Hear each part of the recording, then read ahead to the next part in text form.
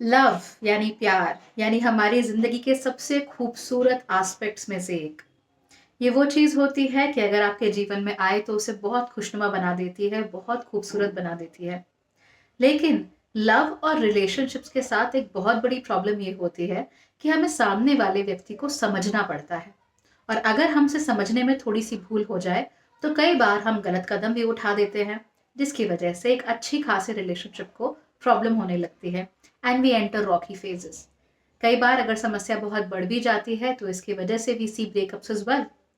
लेकिन रिश्ते इतने खूबसूरत होते हैं कि उन्हें टूटने से पहले बचाने की कोशिश करनी चाहिए, और बचाने से भी पहले उन्हें ठीक से इस्टेब्लिश करने की कोशिश करनी चाहिए। तो बचाने और बिगाड़ने की बात तो बाद में होगी, सबसे पहले बात होगी कि सही रिलेशनशिप को इस्टेब्लिश कैसे किया जाए। ये मेरी एक नई सीरीज है जिसमें कि हम आपके लग्न या चंद्रमा से 7वें घर की बात करेंगे और ये जानेंगे कि आपके पार्टनर की जो बेसिक नीड्स हैं प्रेम में वो क्या है।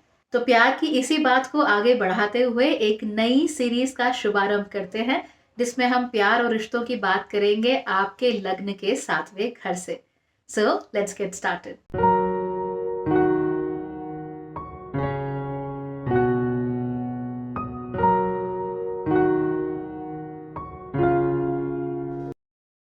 नमस्ते। भाग्यश्री होलिस्टिक एस्ट्रोलॉजी में आप लोगों का एक बार फिर से स्वागत है। यहाँ पर हम बात करते हैं पॉजिटिव एस्ट्रोलॉजी की, इंस्पायरिंग एस्ट्रोलॉजी की और साथ ही साथ होलिस्टिक एस्ट्रोलॉजी की भी।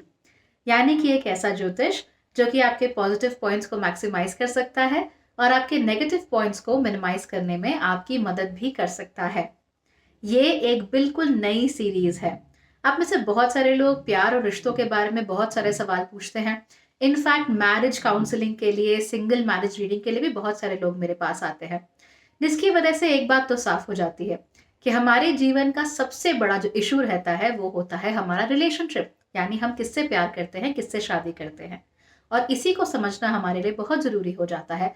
तो इस नई सीरीज में हम ये जानेंगे कि कौन सी राशि आपके लग्न से 7वें भाव में बैठी हुई है, जिसके द्वारा हम ये डिसाइड कर पाएंगे कि आपकी और आपके पार्टनर की परमानेंट नीड्स क्या हैं प्यार में।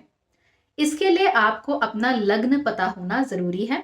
अगर आप नहीं जानते कि लग्न क्या है तो बहुत आसान है, अपनी कुंडली में देखिए कि पहले घर में कौन सी राशि बैठी हुई है। जो राशि पहले घर में होती है वो आपका लग्न हो जाता है। आजकल बहुत सारे कुंडली बनाने वाले ऐप आते हैं जो कि आपको आपके लग्न की एग्जैक्ट डिग्री, उसका नक्षत्र और राशि कौन सी है वो बता देते हैं। तो वो आप पता कर लीजिए और लग्न से फिर जो 7वां भाव होगा वो बताएगा कि प्रेम के संबंधों में आपकी परमानेंट नीड्स क्या हैं। इस सीरीज के वीडियो का इस्तेमाल आप अपने आप को समझने के लिए कर सकते हैं और साथ ही साथ अपने पार्टनर के नीड्स को भी समझने के लिए कर सकते हैं, so that you meet somewhere in between and create a really loving relationship. क्योंकि एक कदम आपको उठाना है और एक कदम उनको उठाना है, तब जाकर ही कोई रिश्ता अच्छे से बन पाएगा। आज के इस वीडियो में हम बात करने वाले हैं एरीज यानी कि मेष लग्न के बारे में। मेष लग्न से जो 7वां घर होता है वो कौन सा होता है? वो होता है लिब्रा यानी कि तुला राशि का। याद रखिए, जब भी हम कुंडली की बात करते हैं तो हम डायरेक्शंस की और टाइम ऑफ द डे की भी बात कर रहे होते हैं। उदय लग्न, जिसे अंग्रेजी में असेंडेंट या राइजिंग साइन भी कहते हैं, वो ये दिखाता है कि आपके जन्म के समय पर पूर्व से कौन सी राशि उदय हो रही थी। उससे ठीक उल्टा होता है आपका 7वां भाव, यानी कि आपका 7वां घर। 7वां घर दिखाता है वेस्ट साइड को, यानी कि हमारी जो वेस्ट डायरेक्शन होती है, जो कि पश्चिम की डायरेक्शन होती है, जहां पर सूरज डूबने के लिए जाता है। तो लग्न में सूरज उगने के लिए आता है और जो आपका 7वां घर होता है वहां पर डूबने के लिए जाता है, इसीलिए इसे अस्त भाव भी अक्सर कहा जाता है। वो अलग बात है कि हम इन जनरल इसको स्त्री भाव कहते हैं या रिलेशनशिप का भाव कहते हैं, लेकिन अगर आप बिल्कुल बेसिक्स में जाएंगे तो आप ये पाएंगे कि पहले भाव में, उदय लग्न में, आपका सूर्य राइज हो रहा है, यानी वो पूर्व दिशा है, और जो 7वां घर है वो पश्चिम दिशा है, जहां पर सूर्य अस्त होने के लिए जा रहा है। इसके क्या मायने हैं? मायने बेहद सिंपल हैं। जो भी उदय हो रहा होगा वो चीज लाइट में आएगी, और जो चीज अस्त हो रही होगी वो चीज लाइट से दूर जाएगी, यानी अंधकार में जाएगी। उदय लग्न ये बताता है कि आप कैसे हैं, कैसे दिखते हैं और दुनिया को किस नजरिए से देखते हैं। और जो अस्त भाव होता है, जो सातवां भाव होता है, वो दिखाता है कि अपने आप में आपको सबसे ज्यादा किन चीजों पर काम करने की जरूरत है, यानी ऐसी कौन सी चीजें हैं जो अंधकार की तरफ मुड़ रही हैं। राइट, ये उन चीजों के बारे में बात करता है जो कि 100% आपको फुलफिलमेंट नहीं दे पाती, या फिर आपके चरित्र में जो सबसे बड़ी कमियां होती हैं, आपकी जो खामियां होती हैं, आपके जो ब्लाइंड स्पॉट्स होते हैं, उनको ये बहुत ज्यादा गहराई से दिखाता है। इसलिए उदय और अस्त का ये जो कॉन्सेप्ट है, इसको समझना बेहद जरूरी है। अगर आप नहीं समझेंगे तो फिर आपके लिए ये पूरा जो सीरीज है उसको समझने में थोड़ी कठिनाई होगी। अब सातवें भाव में अस्त भाव है, इसका क्या मतलब है? वेरी सिंपल, जो उदय लग्न है ये दिखा रहा है कि हम कौन है, हम कैसे हैं और हम क्या चाहते हैं, किन चीजों की हमारे जीवन में जरूरत है, किन चीजों की कमियां हैं, क्या चीज की हमें नीड है। वो नीड हमें हमारा सातवां भाव दिखाता है। एंड सबसे इंटरेस्टिंग बात यह है कि ये हमारे रिलेशनशिप्स का भाव भी होता है। अब इन जनरल रिलेशनशिप्स कई तरह के हो सकते हैं, बिजनेस पार्टनरशिप्स भी हो सकती हैं, लेकिन फिलहाल हम बात कर रहे हैं in terms of intimate love relationships only. Okay, so सबसे पहले हम बात करते हैं एरीज लग्न की, कि एरीज लग्न क्या है और उसका सातवां भाव, उसकी सबसे बड़ी नीड प्रेम में क्या है। एरीज सबसे पहला लग्न होता है और काल पुरुष कुंडली का जो पहला भाव होता है उसे भी नैसर्गिक रूप से यानी नेचुरल रूप से एरीज यानी कि मेष राशि ही ऑक्यूपाई करती है। अगर आपने मेरे लग्नों के और चंद्र राशियों के वीडियोस देखे हैं तो आप ये जानते हैं कि एरीज राशि दिखाती है द बिगिनिंग ऑफ एवरीथिंग, यानी कि चीजें जब शुरुआत होती हैं, जब वो स्फुटित होती हैं, तब उसका जो फेज होता है उसको एरीज राशि दिखाती है। ये जो ब्रह्मांड है, ये ब्रह्मांड कैसे बना? ये ब्रह्मांड की शुरुआत अहंकार से मानी जाती है, अहम से मानी जाती है, यानी कि मैं कौन हूं, ये क्या जगह है। जब ब्रह्मा ने पहली बार आंखें खोली थी अपने कमल में से, जो कि विष्णु जी के नाभि में से निकला था, तो उनके भी जो शुरुआती शब्द थे वो यही थे कि मैं कौन हूं, ये क्या जगह है। और जिस सृष्टि में हम रहते हैं वो सृष्टि भी अहंकार से ही जन्मी है। यही वजह है that we always talk about the self when we talk about मेष राशि। जब भी हम मेष राशि की बात करते हैं हम हमेशा बात करते हैं सेल्फ की, अपनी, मैं क्या चाहता हूं, मेरी नीड्स क्या है, and that too in a very primitive sense.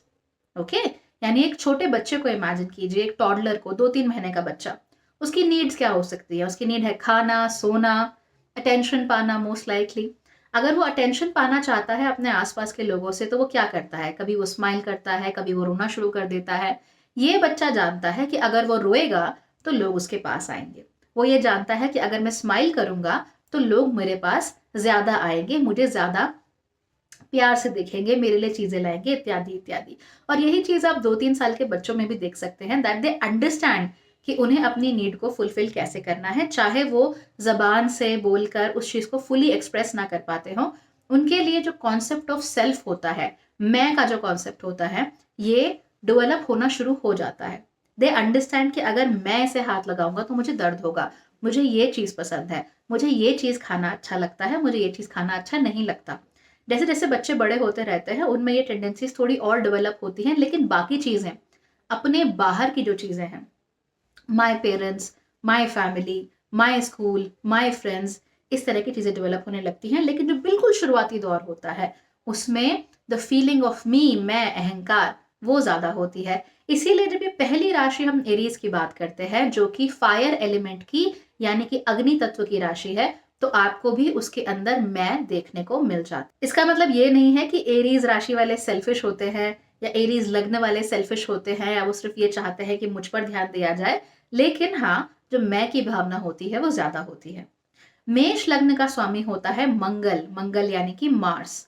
Mars के बारे में आप जानते ही हैं, वॉरियर प्लैनेट होता है, चीजों को आगे बढ़कर प्रोएक्टिवली काम करना चाहता है। यानी कि ये डिफेंसिव वाला मार्स नहीं होता, ये अटैकिंग वाला मार्स होता है। इसको आगे बढ़कर प्रोएक्टिवली चीजें करना पसंद है। इसका जो अग्रेशन है वो भी आउटवर्ड है, चीजों को पाने की जो इच्छा है वो भी आउटवर्ड है, यानी सटलिटी यहाँ पर नहीं होती है। चीजों को छुपाकर दबाकर ये मार्स नहीं रखता, ये is out there right in front of the world.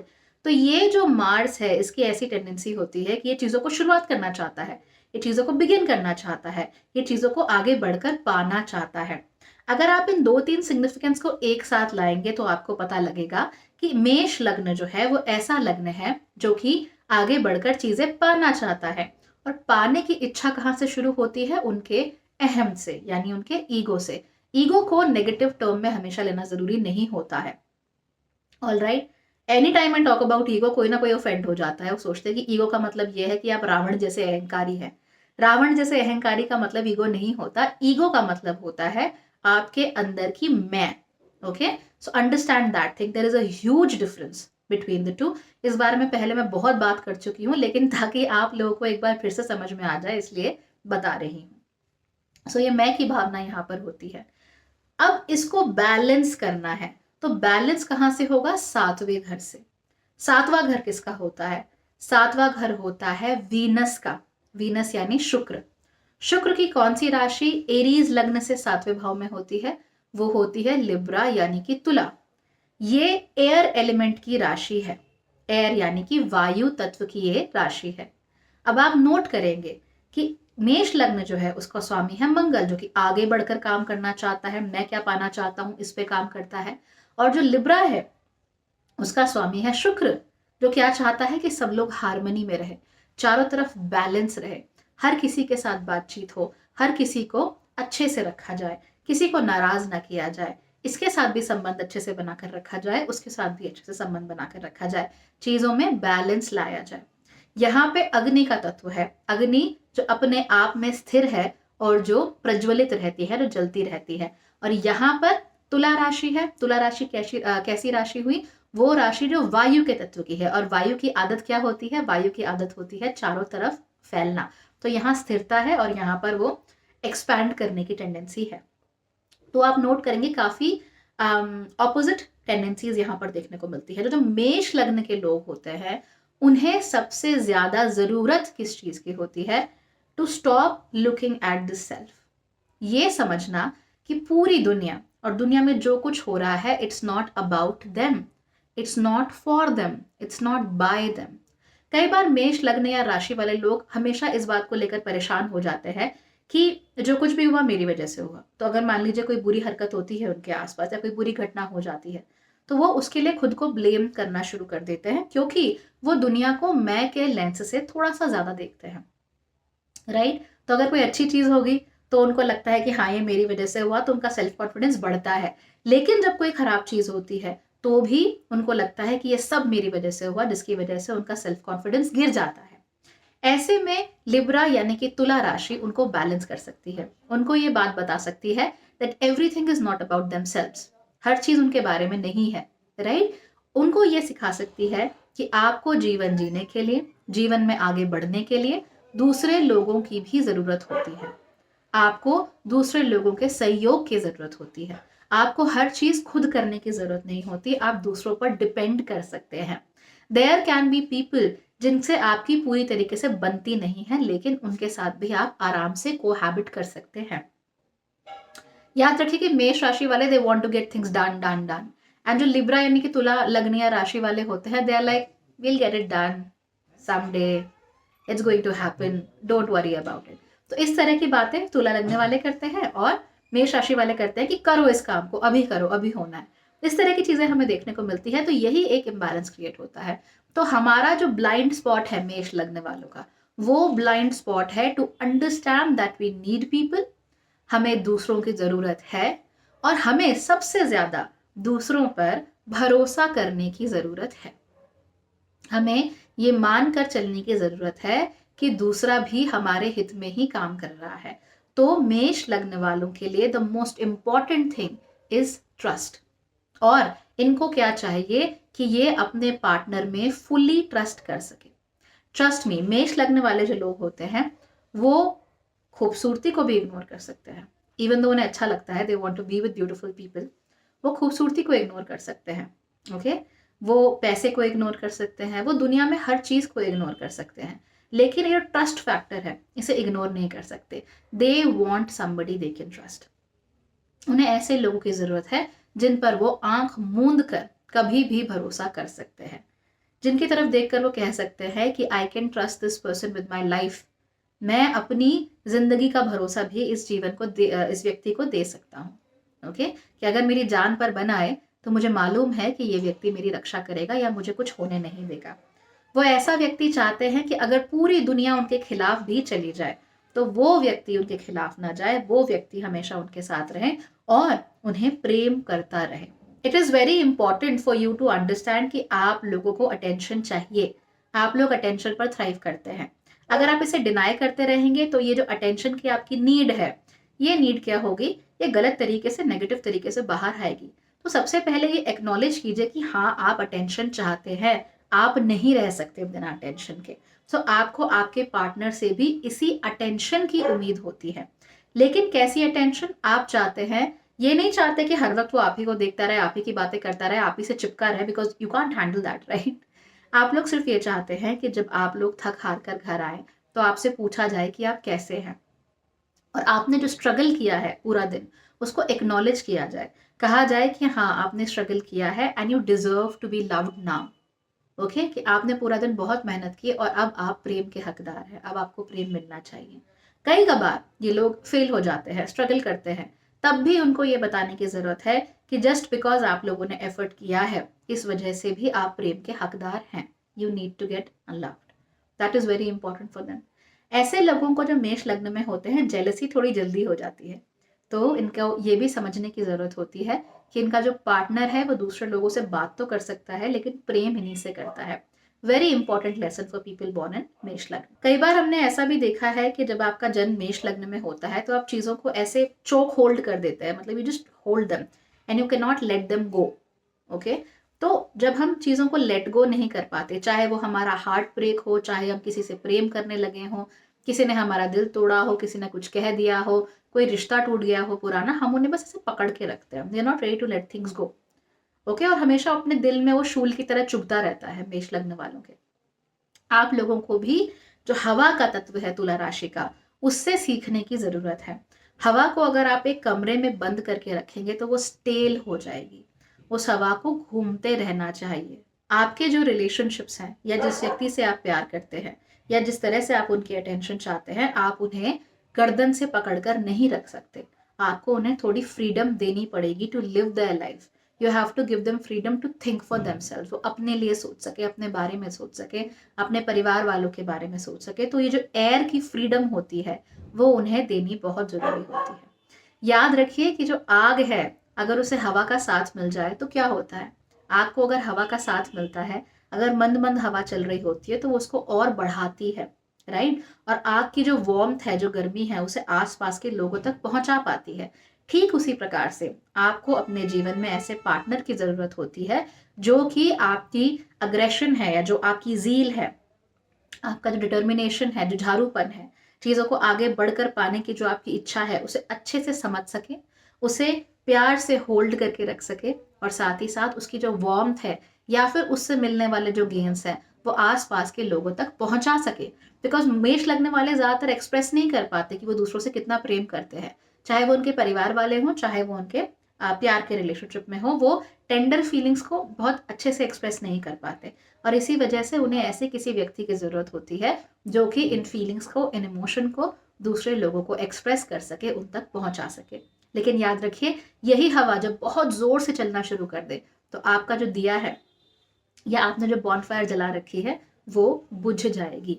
इसीलिए आपको ऐसा पार्टनर चाहिए जो कि बातें करता हो, कम्युनिकेट करता हो, आपको समझ सकता हो और आपके मिशन में of getting somewhere, of achieving things, उसमें आपका साथ दे सके। अगर यही पार्टनर बहुत ज्यादा अनस्टेबल होता है, बिकॉज बहुत सारे मेष लग्न के लोग अनस्टेबल लोगों को अपनी तरफ अट्रैक्ट करते हैं, right. People who are emotionally unstable, पल में तोला पल में मासा, अभी कुछ कह रहे हैं 2 दिन बाद कुछ कह रहे हैं, इस तरह के लोगों को मेष लगने वाले लोग, मेष राशि वाले लोग, यहाँ तक कि मेष सन साइन वाले लोग तक अपनी तरफ बहुत ज्यादा अट्रैक्ट करते हैं।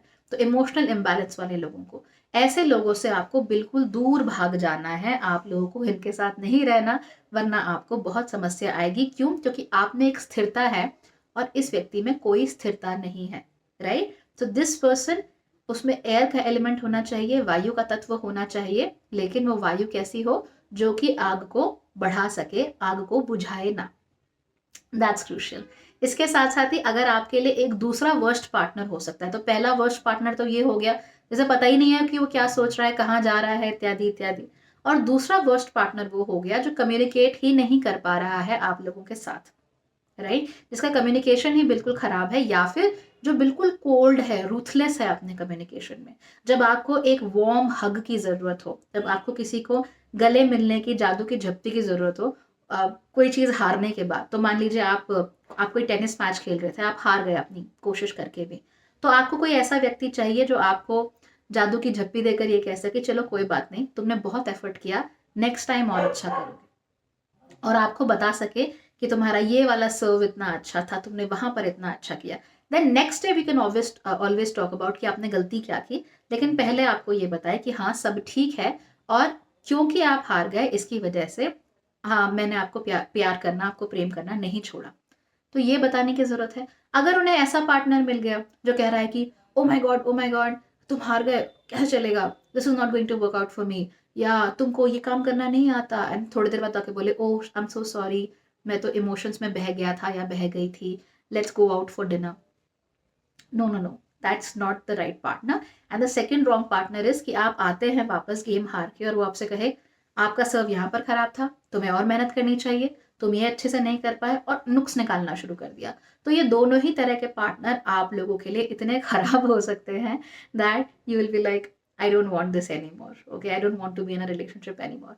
तो इन दो तरह के लोगों से आपको खास तौर पे बच के रहना है। पहले लोग जो हर बात पे नुक्स निकालते हो, हर बात को क्लिनिकली बाल की खाल निकालते हो, नॉट फॉर यू। और दूसरे कौन से लोग जो कि इमोशनली अनस्टेबल हो, जो आपको पैसिव एग्रेसिव कमेंट मारते हो, ताने मारते हो, और जिनको खुद ही नहीं पता कि उनके इमोशंस जा कहाँ रहे हैं या उनकी थिंकिंग जा कहाँ रही है। दोनों ही तरह से आप बहुत परेशान हो जाएंगे। You just don't want that. तो ये तो हो गई एरीज लग्न की बात कि एरीज लग्न को क्या चाहिए अपने रिलेशनशिप में। अब आप अपने रिलेशनशिप को असेस कीजिए, देखिए कि क्या आपको ऐसा पार्टनर मिला है। अगर आपको ऐसा पार्टनर नहीं मिल पाया है तो उसे खोजने की कोशिश कीजिए। शादी कर रहे हैं तो शादी में आपको ऐसा पार्टनर चाहिए। किसी से मिल रहे हैं तो उससे क्या उम्मीद रखनी चाहिए वो अब आप जान गए हैं, उसकी उम्मीद कीजिए and you know work on it. अगर आपके पार्टनर एरीज लग्न के हैं या एरीज राशि के हैं तो भी आप जान गए कि वो आपसे क्या चाहते हैं। अगर आप उन्हें ये चीज़ें प्रोवाइड कर सकते हैं तो ज़रूर कीजिए एंड देखिए कि आपकी जो लव लाइफ है वो कितनी अच्छी हो गई है। I hope this video was useful for you. अगर आप लोग कंसल्टेशन चाहते हैं तो नीचे दिए हुए नंबर पर या ईमेल आईडी पर मेरी टीम से कॉन्टैक्ट कर सकते हैं and you can book a consultation for yourself. और हाँ, अगर आपको मेरे वीडियोस अच्छे लगते हैं तो इस चैनल के वीडियोस को लाइक करना, शेयर करना और चैनल को सब्सक्राइब करना बिल्कुल भी मत भूलिए। Thank you so much for watching.